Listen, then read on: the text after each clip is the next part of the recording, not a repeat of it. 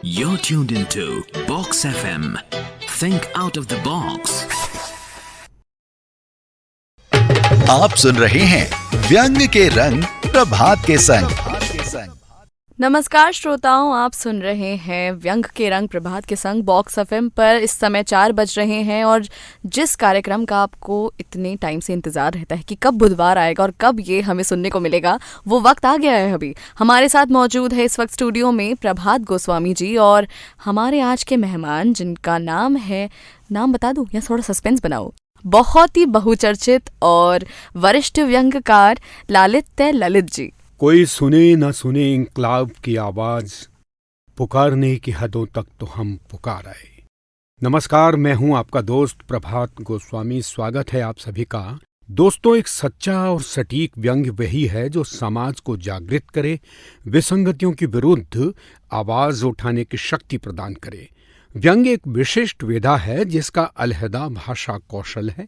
यही वजह है व्यंग्य साहित्य की अन्य विधाओं से थोड़ा मुश्किल है।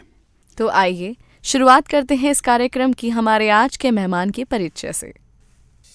आज हमारे व्यंग के रंग प्रभात के संग कार्यक्रम में जुड़ रहे हैं हिंदी साहित्य के एक ऐसे अनमोल सितारे जिनकी लेखनी ने व्यंग और कविता को नई ऊंचाइयों पर पहुंचाया है। हम बात कर रहे हैं डॉक्टर लालित्य ललित की,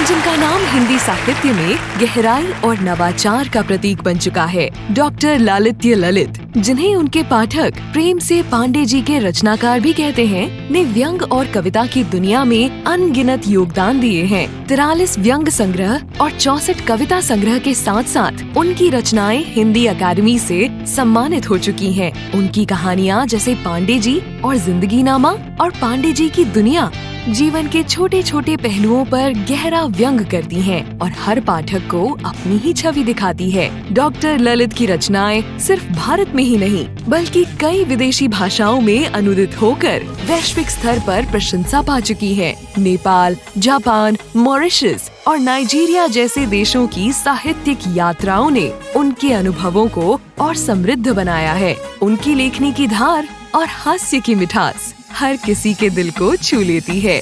तो आइए आज जुड़े इस अनोखी यात्रा में और जोरदार तालियों के साथ स्वागत करें डॉक्टर लालित्य ललित का।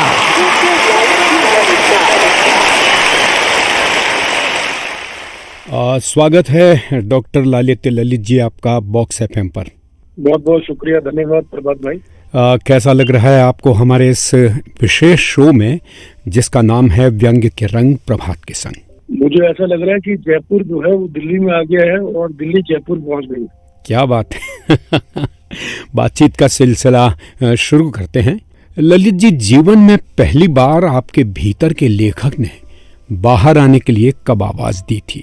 ये सवाल आपने बहुत ही मौजू उठाया है कि भीतर मुझे ऐसा लगा कि बहुत पहले सुरेंद्र शर्मा जो मंच के कवि हैं, उनकी कविताओं का वाचन किया करता था। फिर मुझे किसी ने कहा कि ललित जी, आपके पास अपनी भाषा है और आप हिंदी के आदमी हैं, तो आप अपना मौलिक लेखन क्यों नहीं करते? तो फिर मैंने कविताएं लिखना शुरू किया और धीरे धीरे कविताएं अखबार में अपना स्थान लेने लगी, लोग जानने पहचानने लगे और फिर मैं लिखता चला गया, फिर पीछे मुड़कर नहीं देखा। जी, पहले आप कवि थे, फिर व्यंग की तरफ आपका रुझान कैसे हुआ? व्यंग का रुझान ऐसे हुआ कि मैंने ये देखा कि कविताओं को अखबार में फिलर के तौर पे इस्तेमाल किया जाता है, यानी बहुत थोड़ा सा स्पेस मिलता था। और व्यंग्य जब छपता था व्यंग्यकारों का, चाहे वो ज्ञान चतुर्वेदी हो, हरीश नवल हो, प्रेम जन्मे जी हो, अंजनी कुमार चौहान हो, तो वो पूरा पेज उनको मिलता था जी।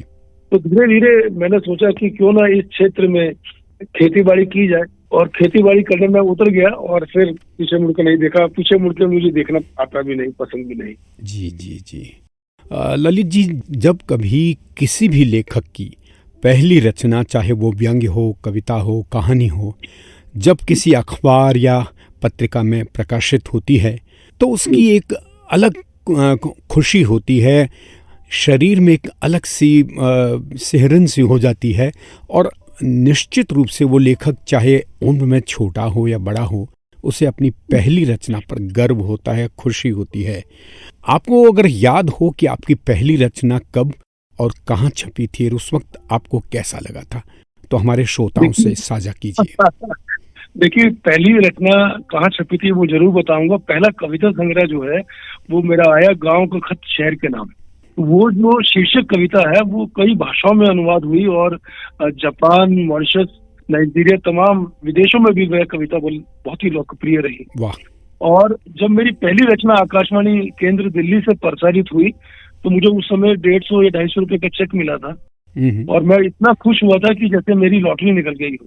और मेरा पहला व्यंग संग्रह जो है, जिसको आप पहला प्रेम कह लीजिए, वो जिंदगी तेरे नाम डार्लिंग, ये साहित्य निकेतन बिजनौर से प्रकाशित हुआ।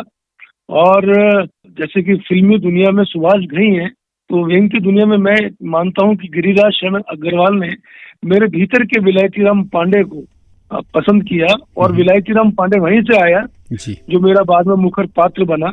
और आजकल पांडे जी के किस्से आपको पता ही है कि पांडे जी हैं तो फिर आपके साथ जुड़े हुए हैं दिल्ली से। जी बिल्कुल बिल्कुल। आगे हम आपका व्यंग भी सुनेंगे, लेकिन उससे पहले एक सवाल और, आपकी रचना प्रक्रिया के बारे में हमारे श्रोताओं को बताइए। रचना प्रक्रिया ये है कि कुछ लोग मुझे कहते हैं कि आप लिखते कब हैं। मैं कहता हूं कि मैं कब नहीं लिखता। अगर मैं इस समय प्रभा जी से बात कर रहा हूं तो मेरे पात्र मुझसे समन्वय किया हुआ है उन्होंने और संवाद भीतर भीतर कर रहे हैं। मेरे 2 दर्जन